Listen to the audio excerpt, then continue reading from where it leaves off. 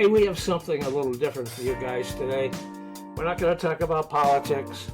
Instead, it's a conversation about the influence of our mom on our lives in honor of Mother's Day.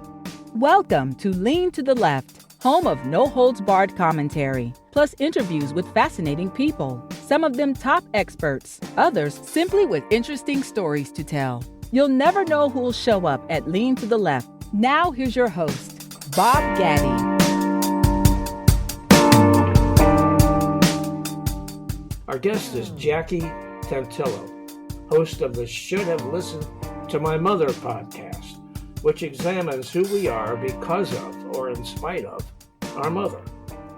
Jackie's worked in broadcasting as an on-air talent, radio, on-camera talent with commercials and industrials, a national and international voiceover talent, voiceover acting instructor, and producer and production coordinator for over 4 decades.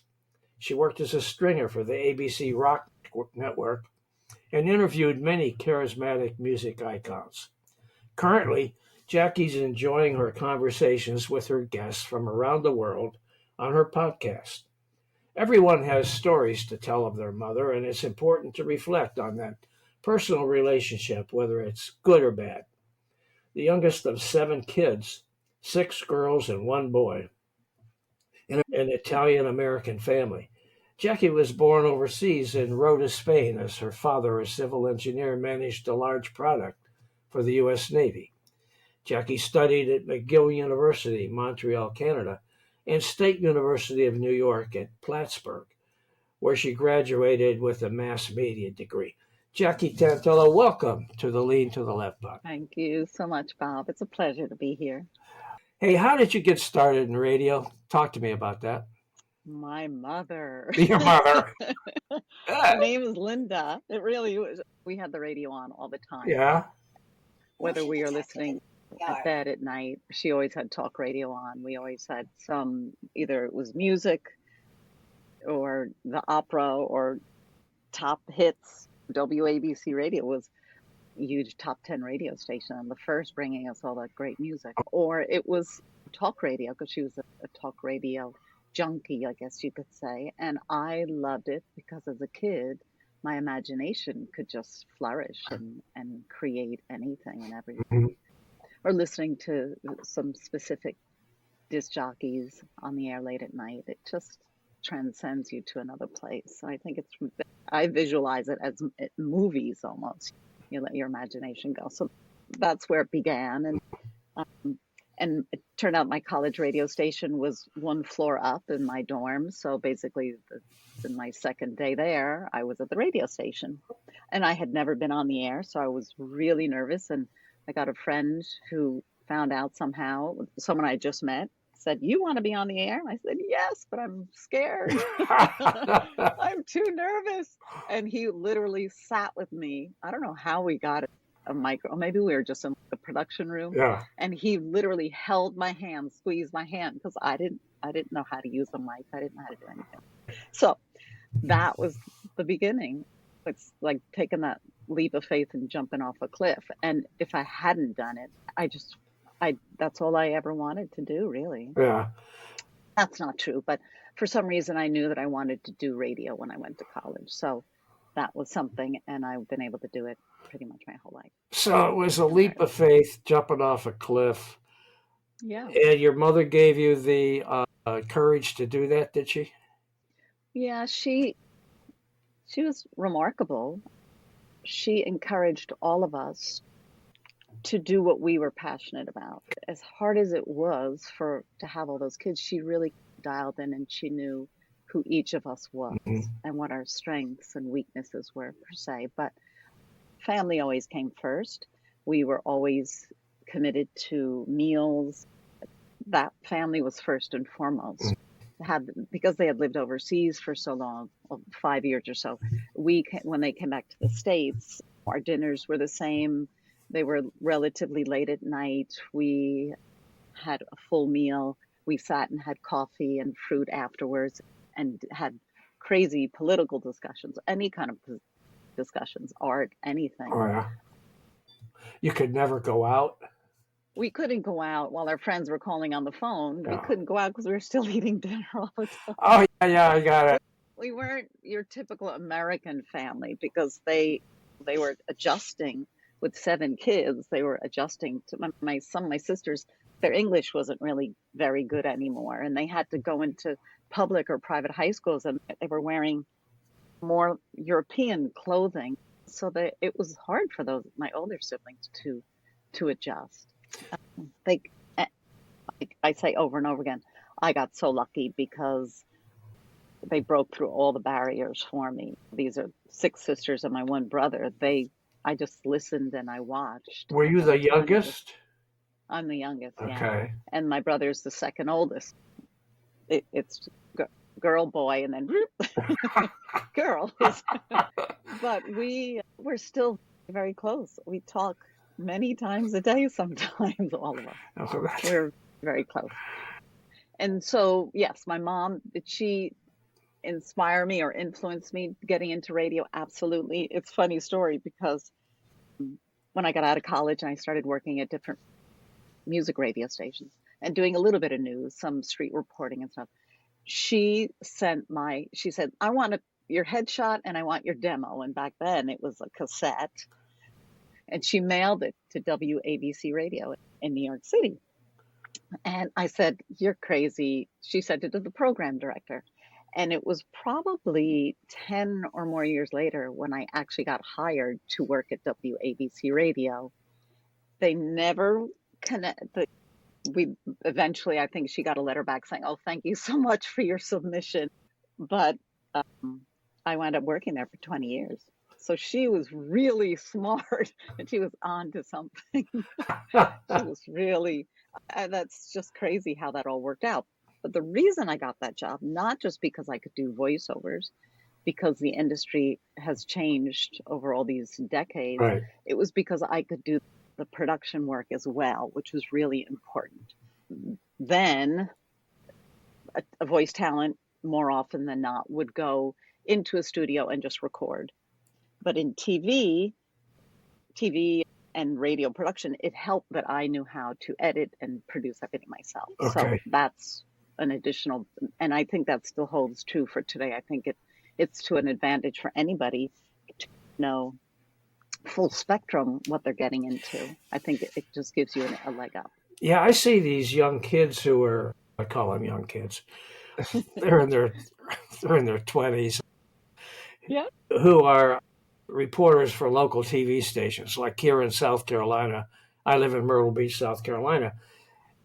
And I think it's a starting out point for a lot of these kids that want careers in TV. And so they're always very young, the reporters, the street reporters that these local TV stations hire. And it looks to me like they have to do everything. They show up with the camera on a tripod. They set the camera up.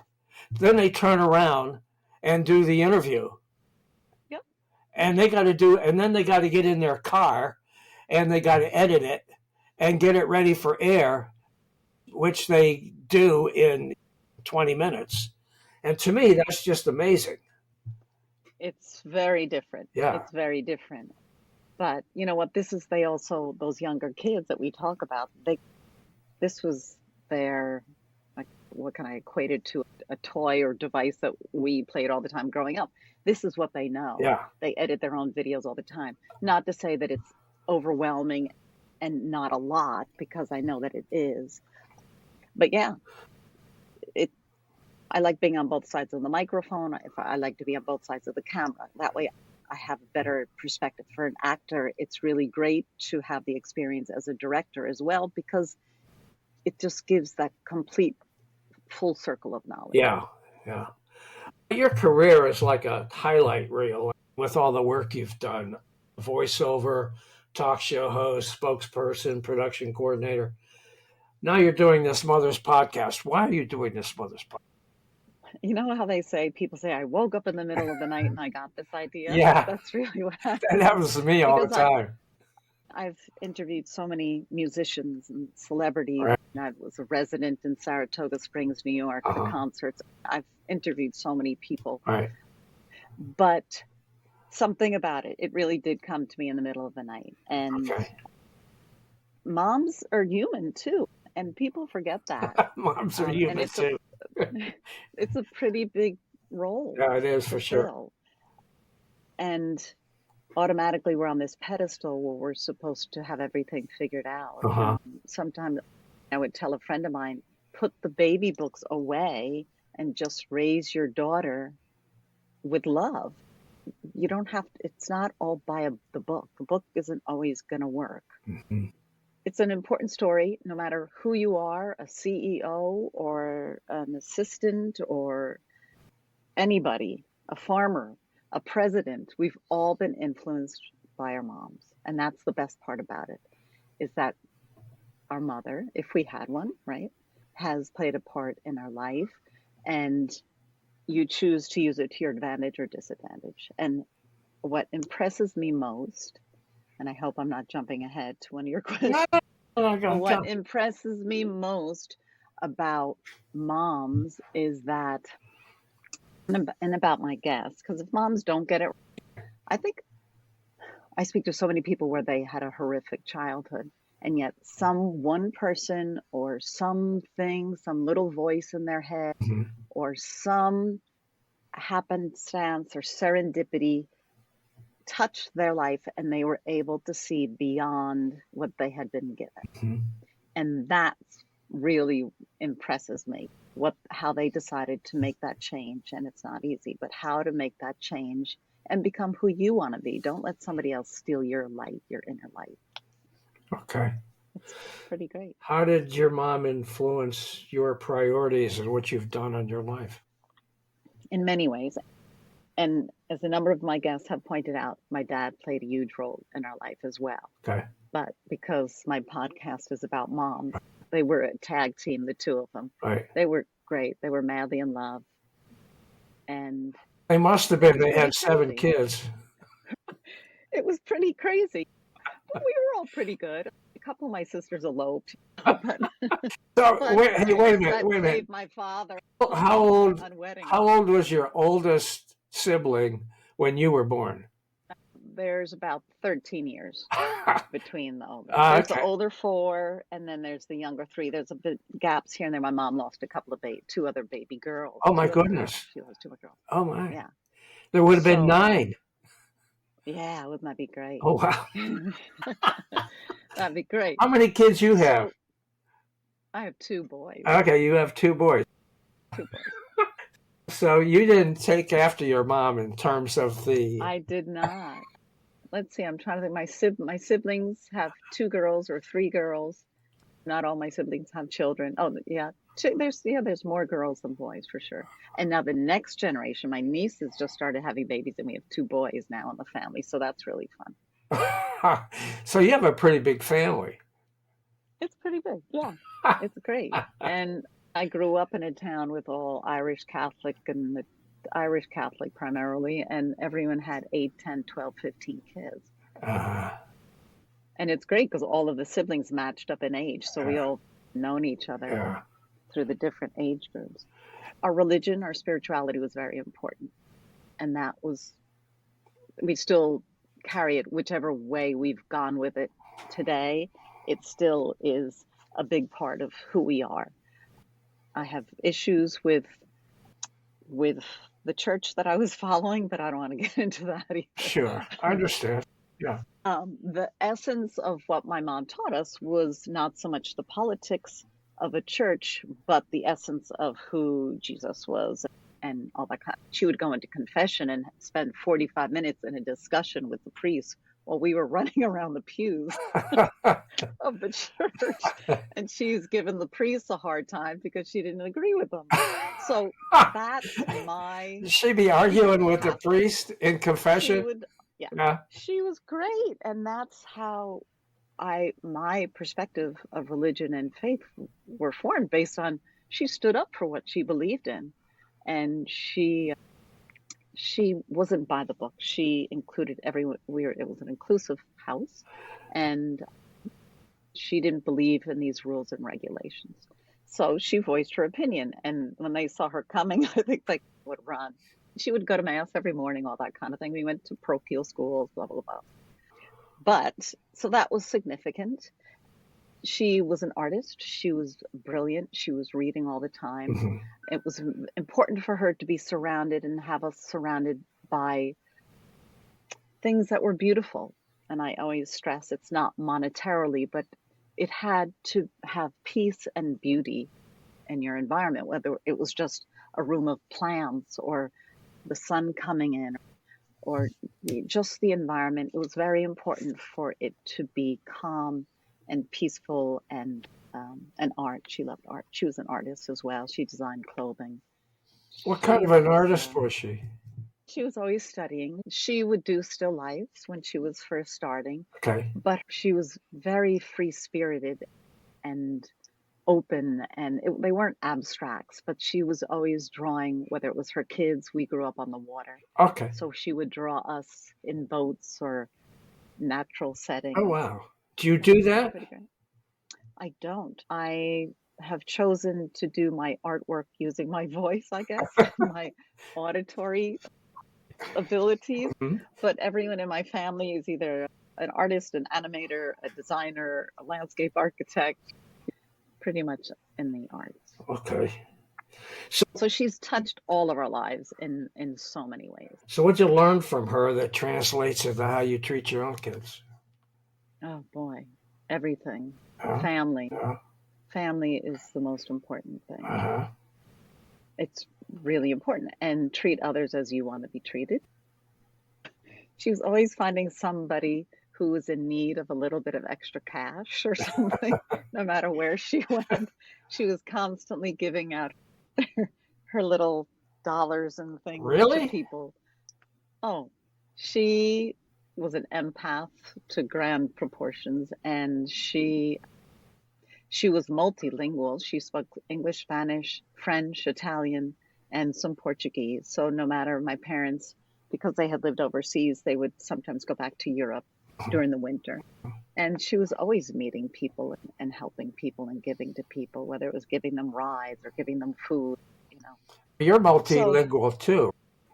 I've studied French and Italian. Spanish, she taught us, kept speaking to us in Spanish when we were little, and I've studied it, but then I never get to use it, so it goes to the wayside. Yeah, But I understand.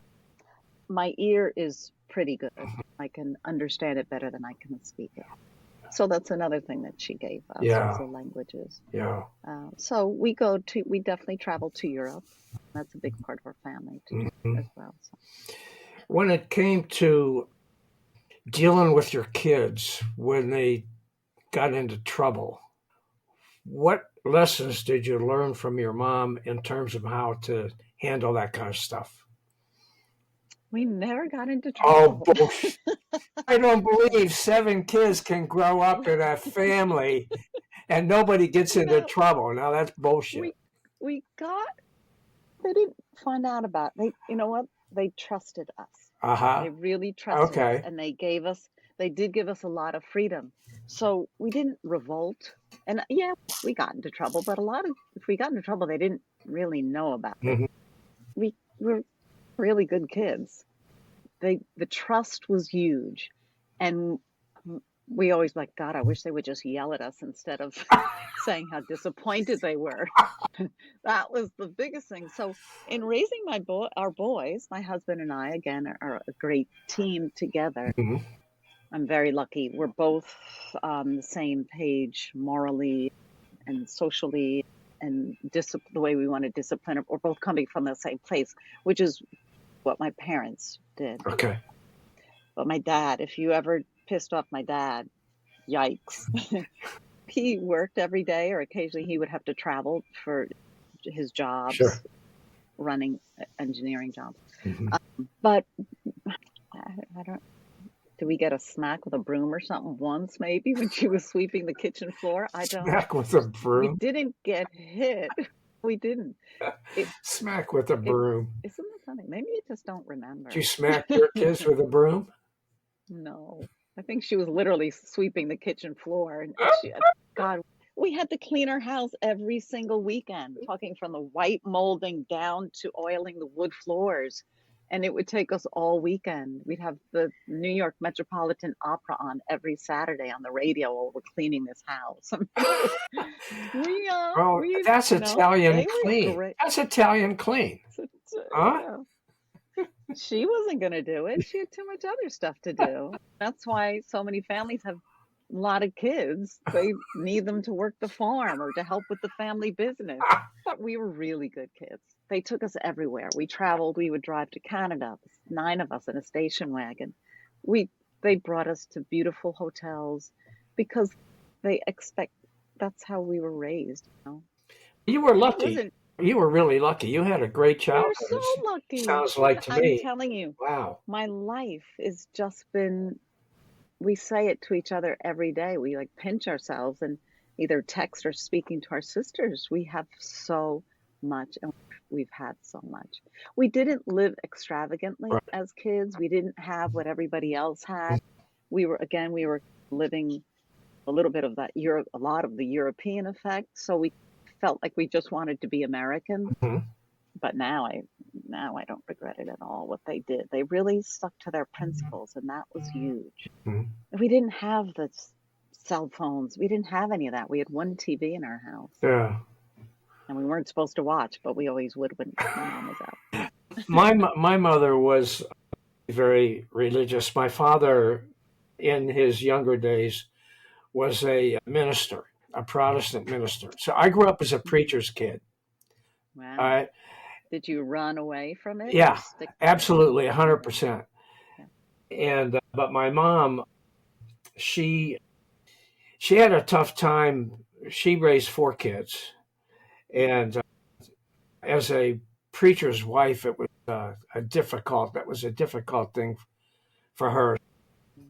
She had difficulty with what she was expected to do, and I mean, she had, besides being the goody two shoes wife of the minister of the church, she was also the piano player. She taught Sunday school. She had to do all these things and then come home and prepare food for the family on Sunday. And then there was a Sunday night service in another church because he had 2 churches. Wow. So she had it tough, and the 4 of us took advantage of her, I think, a little bit. Yeah. Where are you in the order? I'm oldest. The kid. I'm the oldest, yeah. And that's really hard. The spotlight's on you all the time. yeah. You got to make everything got to be right. You got to look right. You got to. Oh, I remember my brother and I used to have to wear our little white suits every Sunday to go to church, and we had to sit in the very front row. And we were supposed to set the example for the other kids in the church, and we didn't do a very good job of that. We were terrible in church. Yeah. We were laughing all the time. Yeah. We would go to mass every morning with her, and then we'd even go to Monday night novena. Our friends would come with us because they thought it was so cool, and we'd be giggling and laughing. And she was so immersed in her prayers, she never gave us the evil eye. Nothing. Really? She just. I used to have to go to Sunday morning Sunday school, Sunday morning church, Sunday afternoon church, and Sunday night church every week, plus 2 prayer meetings in the middle of the week. And I got to the point where don't talk to me about religion, period. Yeah. Yep. Yeah. And there are so many kids that feel that exact same way. Yeah. No matter what no matter where, what house of faith you worshipped in. Yeah, exactly. Yeah. Now, you know what? I saw that you like to give back. You're involved with a bunch of organizations. You mentored kids. You still mentor kids? I'm doing more teaching now. Yeah. And I'm not right now, no, not mentoring, but I'm always looking for projects. I volunteer with the food pantry and all that kind of stuff. Mm-hmm. You know? So that's where a concentration is for me. Mm-hmm. But I teach. It's amazing. A lot of young kids want to take voiceover lessons and things like A that. lot of kids want to do what? Okay. A lot of kids like to take voice. They're learning to use their Okay. voice, whether they want to do caricature things for video games or whatever. Okay. But for 6, 7 years at my boys' elementary school, I was involved with wrangling 600 kids in their annual play. And I Okay. worked at the school library. I've done a lot, and I will continue. As soon as I find my next project, I'll jump on it. But right now, not working with kids. Okay. It just occurred to me, you're working with these kids over the. Do you see a sense of hope for the future? I think about it all the time with my own children and my nieces once removed, or whatever that next generation is called. Yeah, I'm an optimist. My glass is definitely half full. Okay. So even though there's a lot of crazy stuff going on in the world, I do. Again, I think it begins with a grounding that they have at home with their family. I think that's really important. Mhm. I think that there's obviously issues, mental health issues that are surfacing now. Have they always been there to this extent and we have just ignored it? That's part of the problem. But there is help out there if you want it. And I know that sounds cliche, but parents have to really get to know their kids, is I think one of the biggest issues. You really need to spend time with your children, and that family dinner is one place to start, that's for sure. So, Well, that seems to be a you thing of know, the past in so many families, family dinners. sure. When my younger son was a huge gamer, and he was on the computer for hours and hours and hours. Oh, that was the ongoing thing. It turned out he got a partial scholarship to college. Really? From being a gamer? Okay, yeah. So it might come back to bite you sometime. We're not that smart all the time, but our thing was you have to have balance in your life. Yeah. You've got to, whether you're an adult or a kid. Yeah. And that's the hardest thing. It's so addictive. I don't have a TikTok account, or just started watching some reels on Instagram. I've never spent that, and all of a sudden it's 1 a.m. So it's hard for me. It's not hard for me to relate because I totally get it. It's addictive. And my son was also having problems with bullying, and he didn't fit in. He wasn't that sports guy. He was very athletic, but that wasn't his calling. And he wasn't socially in with the cool kids that peak in high school. So he connected with kids all over the world, really. And he said he learned, and he said this to Rick, my husband and I, we were driving to Chicago where he went to school, where he's going to school. And he said, I actually figured out how fortunate I am to have a family that I am by meeting the kids that I met, my friends online, and hearing the stories of what their childhood and upbringing has been. Wow. But we almost went off the road. We're like, did he just say that to us? Sure. Yeah. And we're screaming at him to get off. Yeah. But he's actually like a really great therapist for his friends, because we wound up going to family therapy for a while, because it was just, he was going down a place. He didn't want to leave his room. He didn't want to go to college. Now he's like running the gaming program pretty much at Roosevelt University.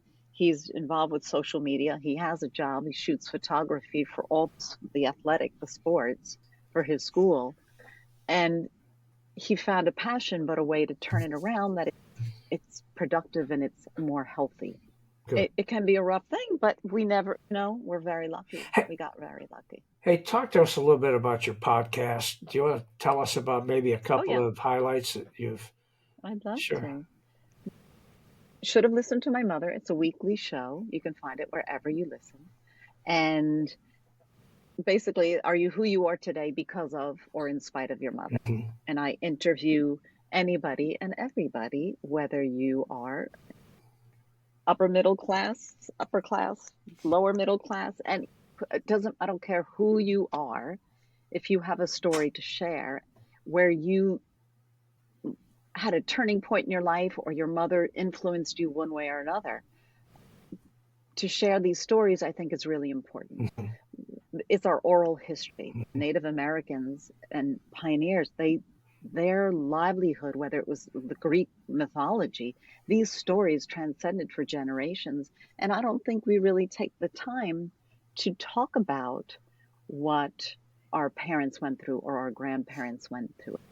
How did they become who they are? How did they give us what they gave us or didn't give us? What was their struggle? I interview anyone from attorneys to artists to therapists to healers to public speakers to sea captains. In my first season, I interviewed a Canadian gentleman who's a sea captain on a lake freighter in Lake Michigan. And he travels back and forth from Montreal to, I guess, to Michigan or maybe Michigan. And what it's like out at sea for months at a time and calling his mom on the radio. I wondered where the mom came in on that story. Yeah. And yeah, she was a wonderful woman. They had nothing. They were from a large family. They lived in this little house, and he actually owns the house that he grew up in. And he would call her on the radio, I think, like every day, just to talk to her and let her know that he was okay. And the stories go on and on. Either she's that rock that you needed, or she was a complete mess, abusive. I've had parents that have put their kids out for sex slaving. You can't believe the stories that are out there. But again, I'll say that it's remarkable how people can turn their life around. What can people learn by listening to your podcast, Jackie? It's a lot about humanity and accepting. It's hard because as your mom, you don't think that she's allowed to make mistakes. And often I hear she did the best that she could with what she had. So what preceded her, they passed down. And sometimes that gets me really mad because I don't think any child should be subject to abuse or neglect of any kind.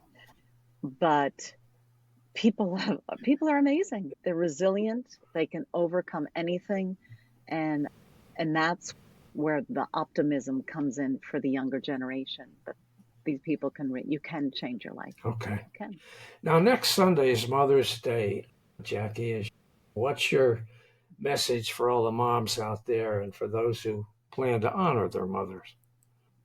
Regardless of what anyone in your family will do for you or not do for you, you need to take the time to celebrate yourself and to love yourselves. I'm constantly working on loving myself more instead of prioritizing everybody else. But I think moms have to love themselves. If they get disappointed that they didn't get the gift they wanted on Mother's Day, it won't matter, because if you've taken the time to love yourself already, you've given yourself that biggest gift. Okay. I think that's really important, to take the time to love ourselves. Okay. Listen, thank you so much for being with us. Is there anything else you'd like to add, Jackie? No, I just want to say how it was a pleasure to meet you and to speak with you and have this wonderful conversation, not just bullet points or one person speaking more than another. I love the fact that it's a conversation. Yeah. And it's fun, isn't it? Fun to know one another. It's fun. Yeah. And your imagination, hopefully with stories that we shared today, you can envision the craziness in our house, or I can see you in the front row with your white suit on and your brother nudging your brother and you're trying to fall asleep. My imagination just was so vivid. I bet you there's one thing you wouldn't imagine, and that would be the two of us sitting in the front row in this little church with all these people.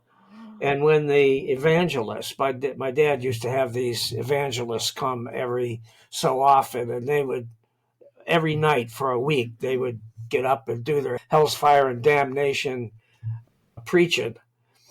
And one night, my brother and I just had it up to here, and we both brought little whistles. And when we thought his time was up, we blew the whistles. And did you get in trouble? We got beat. My dad had an army belt, and he liked to use it. Yeah. It was not a good thing to do. But you probably had fun for that flash second. We did, but My mom I am. she was not happy either. Listen, thanks again. I really appreciate you being with us. Thank you. Happy Mother's Day, everybody. Now, just one more break. Stay tuned after that, and I'll be back with some closing comments. Hey guys, thanks for listening. Hope you enjoyed this podcast and that you'll come back on a regular basis and check out our interviews with guests on topics that I hope you find interesting, entertaining, and enlightening. Our episodes stream weekly, every Monday. Let your friends know about this podcast and take a minute to subscribe. Just go to podcast.leantotheleft.net to subscribe, check out the upcoming interview schedule, and listen to all of our episodes. And follow us on social media. Facebook at the Lean to the Left Podcast, Twitter at Lean to the Left 1, Instagram at BobGaddy_Lean to the Left, and TikTok at Lean to the Left. And you can watch the episodes at YouTube at Lean to the Left. And don't forget to visit our blog site, leantotheleft.net, where you'll find commentary on the news by some excellent writers with progressive perspectives on a whole range of topics. You can sign up as a member there, and of course, it's all free. Now, this is Bob Gaddy signing off for Lean to the Left. Thanks for sharing your time with us.